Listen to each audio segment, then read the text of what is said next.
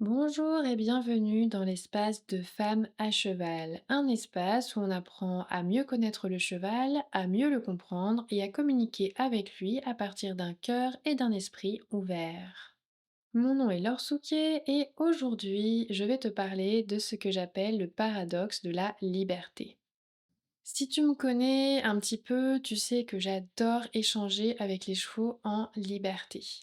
Donc, en soi, je devrais être hyper heureuse et enthousiaste du fait que depuis une dizaine, voire une quinzaine d'années, de plus en plus de gens sont intéressés par le fait de laisser les chevaux libres pour échanger avec eux. Le problème, c'est que ce que je vois surtout se développer, c'est ce que j'appelle justement le paradoxe de la liberté. C'est-à-dire que la plupart des gens, quand ils disent je veux faire de la liberté avec mon cheval, alors déjà c'est un concept parce qu'on a fait de ce désir de laisser le cheval libre une discipline. Donc maintenant on dit faire de la liberté avec son cheval. Ok, passons. La plupart des gens, quand ils disent je veux faire de la liberté avec mon cheval, ce qu'ils entendent c'est je veux savoir, apprendre comment faire pour que mon cheval, même quand il est libre, c'est-à-dire qu'il n'a pas de licol et de longe, même lorsqu'il est libre, il fasse ce que je lui demande et il m'obéisse. Pour moi, c'est extrêmement paradoxal. Parce que normalement, dans le principe de la liberté, eh bien, il y a le fait que le cheval soit libre de dire oui ou bien non, qu'il soit libre de nous suivre ou de ne pas nous suivre, qu'il soit libre d'être intéressé par ce qu'on lui propose ou de ne pas l'être. Et donc, on ne peut pas partir du principe que ce qu'on veut faire avec le cheval, c'est trouver un moyen en soi de lui ôter cette liberté pour que même s'il semble libre, il ne le soit pas réellement et qu'il continue à être soumis à la volonté de l'humain. Pour moi, c'est complètement paradoxal. Alors, du coup, le problème, c'est que les chevaux aussi, ils trouvent ça paradoxal. C'est-à-dire que quand la plupart des gens qui ont du coup cette attente se rendent dans le champ de leur cheval, qui est au pré, avec ses copains, tous ses besoins remplis, eh bien, ils se rendent vite compte que ce qui fonctionnait dans le manège ou dans la carrière avec un licol et une longe, là, tout d'un coup, ne fonctionne plus. Le cheval n'a plus le désir d'échanger avec l'humain. Des fois, il refuse même l'interaction dès le départ, donc il ne veut même pas que l'humain s'approche. Et la plupart du temps, ce qui se passe, c'est que quand il comprend qu'il est vraiment libre dans le champ avec ses copains et qu'il peut vraiment dire non, eh bien, il dit non systématiquement à tout ce qui lui est proposé. Même le simple fait de marcher avec l'humain à côté de lui, il a tendance à toujours s'éloigner et partir dans l'autre direction, et il est vraiment dans un refus. Alors, c'est pas hyper facile pour l'ego, et puis ça permet pas d'atteindre l'objectif qui est que le cheval, même quand il est libre, fasse le choix d'obéir à l'humain. Donc du coup, plusieurs solutions sont mises en place.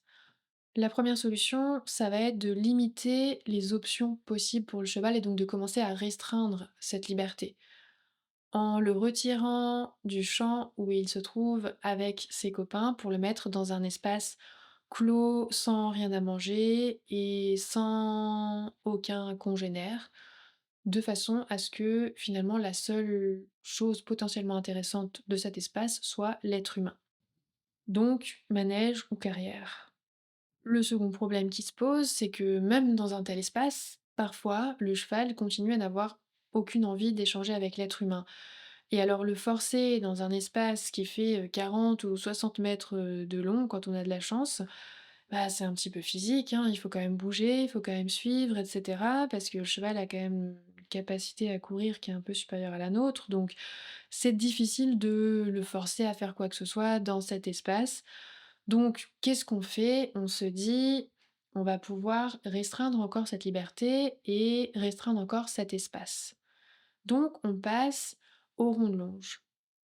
Rond de longe qui fait 20 mètres de diamètre en général, donc avec l'humain au milieu, 10 mètres de rayon, c'est-à-dire que le cheval ne peut de toute façon pas se tenir à plus de 10 mètres de l'être humain, sachant que quand quelque chose lui fait peur, il faut qu'il ait la capacité de mettre 250 mètres entre lui et l'objet de sa peur pour se sentir rassuré. Donc, impossibilité de fuir. Et puis, ce qu'on nous explique sur l'utilité du rond-de-longe, parce qu'on passe quand même d'espaces de travail qui sont à la base plutôt rectangulaires, avec des angles, à quelque chose de rond. Pourquoi? Eh bien, on nous explique que la problématique avec ce qu'on pourrait appeler les picaderos, comme ils ont en Espagne, c'est-à-dire des espaces de travail de 20 mètres par 20 mètres mais carrés, c'est justement la présence des angles. Parce que les chevaux, apparemment, peuvent venir se bloquer dans un angle. Je dis apparemment parce que ça ne m'est jamais arrivé. Mais en même temps, je ne chasse pas les chevaux et je ne les mets pas en fuite. C'est probablement la raison pour laquelle ça ne m'est jamais arrivé. Mais apparemment, ils peuvent venir se bloquer dans les angles et donc refuser de bouger, rester bloqués là et présenter leur postérieur à la personne et donc refuser complètement l'interaction. Donc, on enlève aussi cette liberté-là de se coincer dans un angle et de dire non, je ne veux pas. Et on les met dans un rond. Et la seule chose qu'ils peuvent faire s'ils veulent fuir, c'est tourner en rond dans ce rond de longe.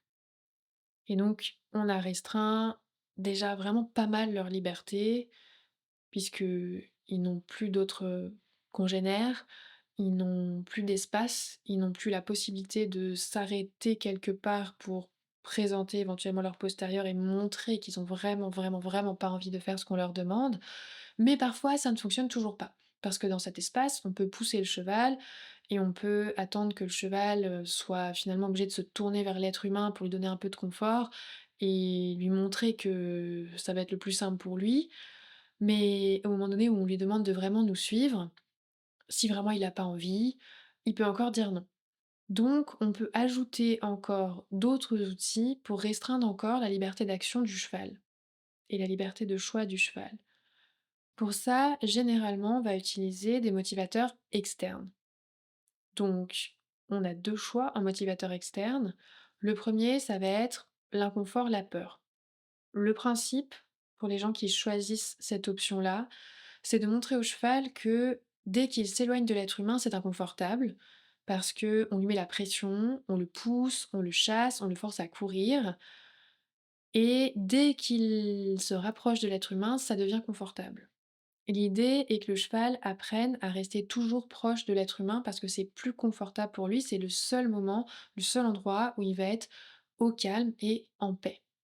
Ça peut parfois aller un petit peu plus loin, je l'ai hélas déjà vu de mes propres yeux chez des gens malheureusement très médiatisés, qui ont pour principe d'apprendre au cheval dans ces espaces restreints que peu importe où il se trouve, eh bien ces personnes peuvent le toucher et lui faire mal. Qu'il sache que peu importe où il est, l'humain peut l'atteindre. De cette façon, même quand on passe dans un espace un peu plus grand, le cheval a tellement intégré que de toute façon, il peut se faire frapper peu importe où il se trouve dans l'espace de travail, qu'il n'a même plus cette idée de pouvoir y échapper et que du coup, il se plie à la volonté de l'être humain. Fort heureusement, ce type d'approche a assez mauvaise presse de nos jours et donc il y a de moins en moins de gens quand même qui ont envie d'aller dans cette optique-là. Ils ont alors la possibilité de se tourner vers le second motivateur externe possible, qui est la nourriture. Alors on va me dire, le cheval a toujours la liberté de refuser cette nourriture. Et il y a effectivement des chevaux qui ont peu de motivation pour la nourriture et qui, même pour de la nourriture, vont refuser de faire les choses que les humains vont leur proposer. Certes, mais la majorité des chevaux sont quand même fortement motivés par la nourriture, tout simplement parce que tous les animaux sont faits ainsi, tous les animaux sont génétiquement programmés pour rechercher avec d'autant plus d'énergie toute source de nourriture qui va être riche, particulièrement riche.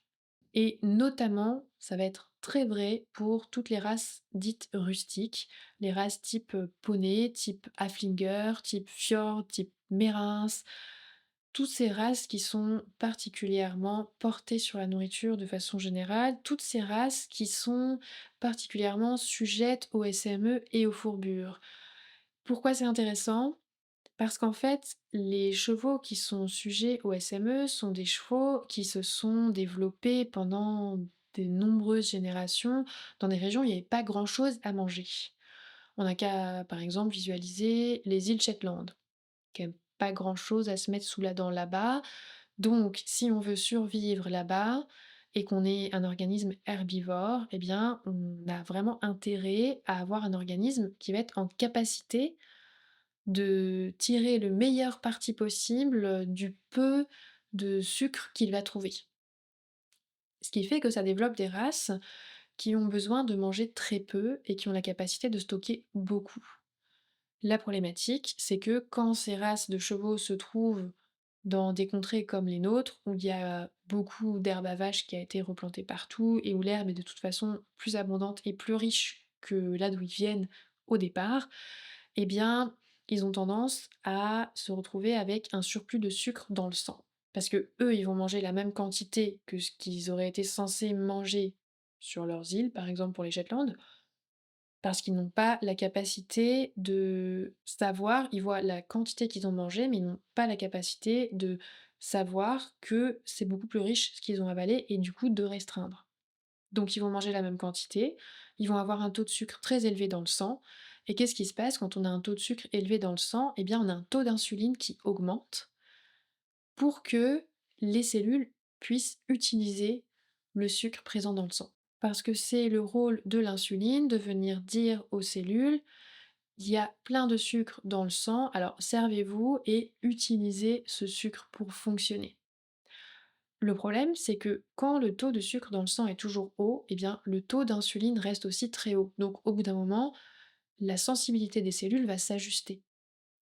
Elles vont se dire, bon, il y a tout le temps un super haut taux d'insuline, ça peut pas vouloir dire qu'on doit quand même tout le temps utiliser du sucre à fond. Donc les cellules deviennent résistantes à l'insuline. C'est-à-dire que ce très haut taux d'insuline qui est tout le temps là, eh bien elles finissent par considérer que c'est la norme et que donc il ne faut pas prélever de sucre dans le sang quand on est à ce taux-là. Le problème, c'est que le sucre, il est effectivement toujours là, dans le sang. Donc, comme il n'est pas utilisé par les cellules pour fonctionner, eh bien, il va être stocké sous forme de gras. Et c'est là qu'on voit apparaître le chignon, le gras sur les côtes, le gras au niveau de la croupe, etc. Le second problème, c'est que les cellules, du coup, ne prélèvent plus le sucre présent dans le sang pour fonctionner. Et donc, elles ont l'impression qu'elles manquent de sucre. Information qui remonte au cerveau, qui va du coup donner l'impression au cheval ou au poney qu'il a vraiment besoin de manger. Parce que ces cellules, elles ont grave besoin de sucre. Donc il faut qu'il aille manger absolument. Ce qui fait que l'animal continue de manger, manger, manger, manger, manger alors qu'il est déjà obèse. Et ces animaux-là, eh bien, ils sont particulièrement motivés par la nourriture et donc ils répondent particulièrement bien au renforcement positif qui utilise la friandise. Et donc dans ce cas-là, le cheval, il n'est absolument pas libre. Il n'est pas libre parce qu'il est complètement soumis à la dictature de son système hormonal. Tout son corps lui crie qu'il doit trouver de la nourriture en permanence, toujours plus, parce qu'il a toujours faim, faim, faim. Donc forcément, quand on lui propose de la nourriture, qu'est-ce qu'il va faire? Bien, il va venir et il va essayer de trouver toutes les solutions possibles pour que le distributeur de bonbons fonctionne. Alors là, pour moi, on ne peut plus parler de liberté. Il y a un fort conditionnement chez le cheval. Il est complètement conditionné par son instinct, par ses hormones, à aller chercher cette friandise.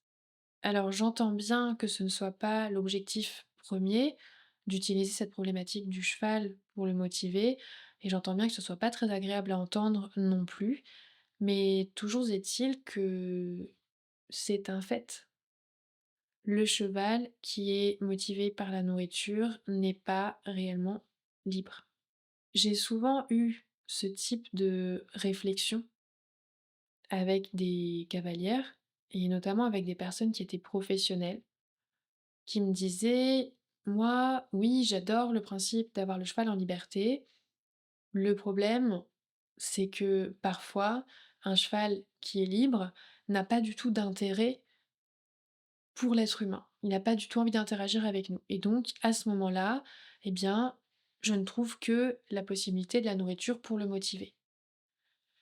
Pour moi, cette logique montre bien, quand même, qu'utiliser la nourriture, on le fait déjà en conscience parce qu'on sait que le cheval n'a pas vraiment envie de venir vers l'être humain et qu'on va parvenir à passer par-dessus ce manque d'intérêt avec la nourriture.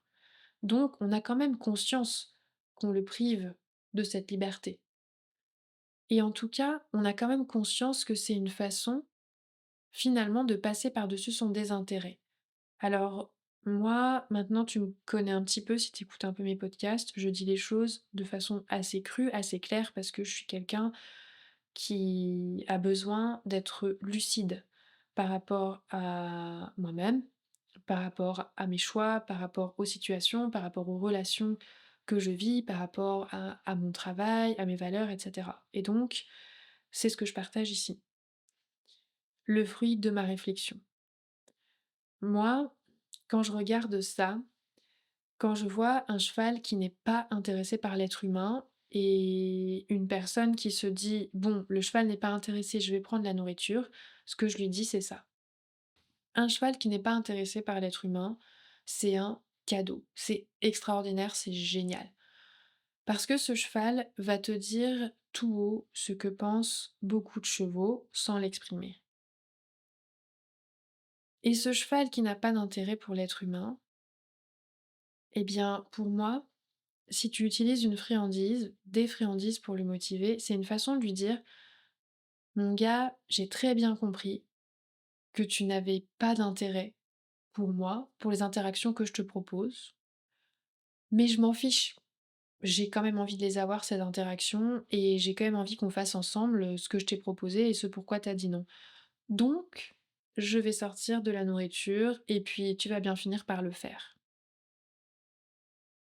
Je sais, c'est un peu dur la façon dont je le dis, mais c'est juste partie de ma personnalité. Moi, je suis quelqu'un qui est idéaliste et qui regarde toujours les choses avec une lucidité qui peut paraître un peu froide, mais qui permet d'avancer. Parce que ma réflexion est la suivante.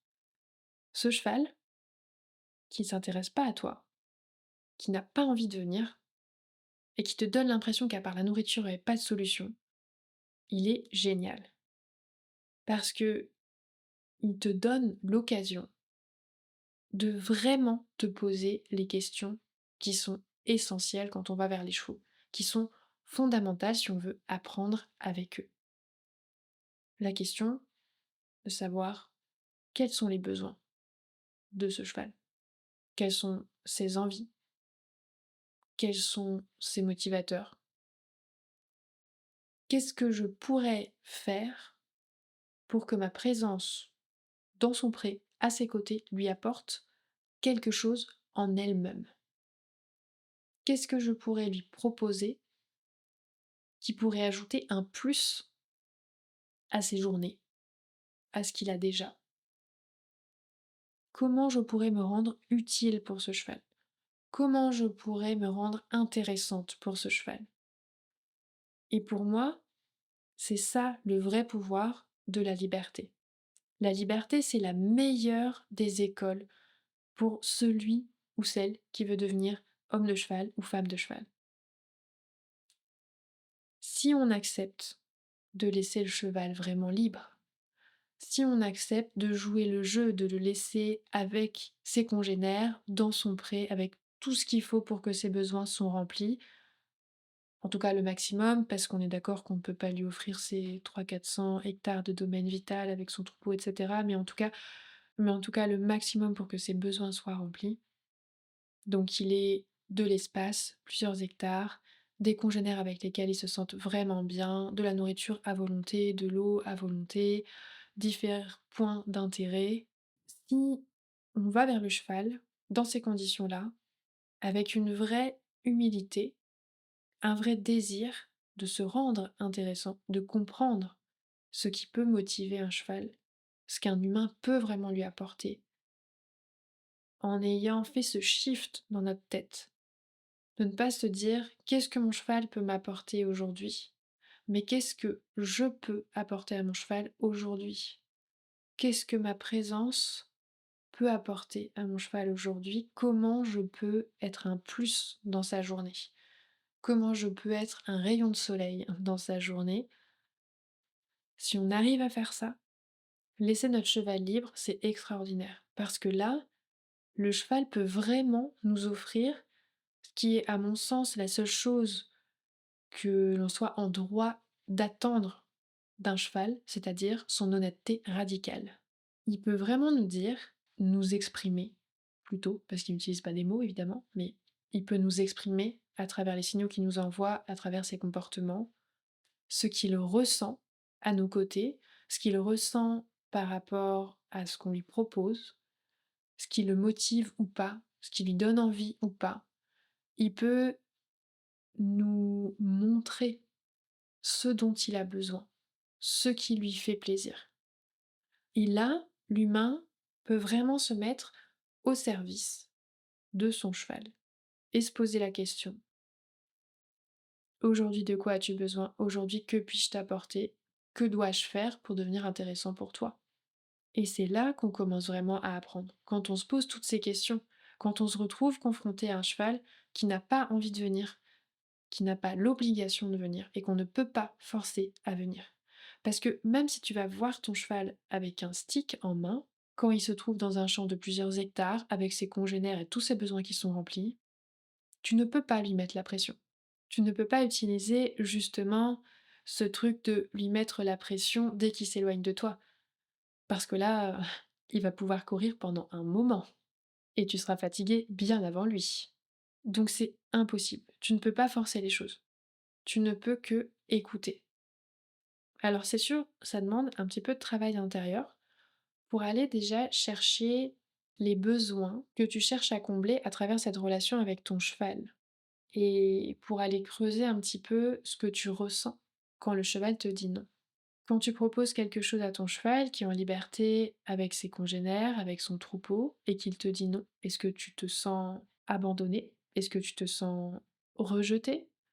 Est-ce que tu te sens humilié? Est-ce que tu as une impression d'échec? C'est ça qui est intéressant à creuser.